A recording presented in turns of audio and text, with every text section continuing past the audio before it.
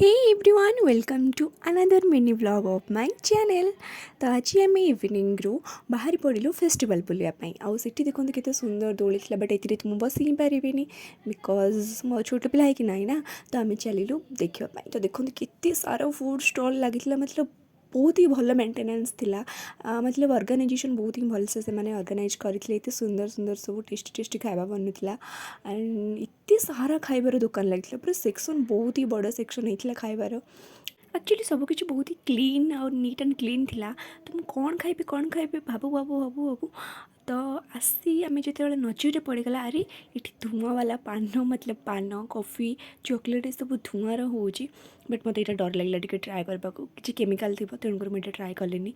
Then मोर favourite biryani खाइलु आम आसी and biryani बहुत ही ज़्यादा टेस्टी थिला बट मुझे ऑलरेडी बहुत ही लेट ही जाइला से बिरयानी पूरा सरी आसला तेणुकर जहाँ भी था खाइलु एंड देन आम फटाफट बाहर घर को बिकज घर एत सारा कल आसूला मतलब से को पाखापाखि 10टा बाजी जाइला ना तो एत राति जाए आम ट्रस्ट में बाहर आगुरी के भी रहीनु तेणु बहुत स्पीड आसला एंड देन कुहुड़ी भी बहुत सारा थिला।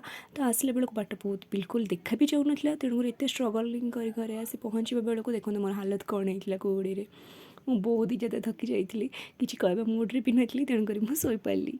Good night bye.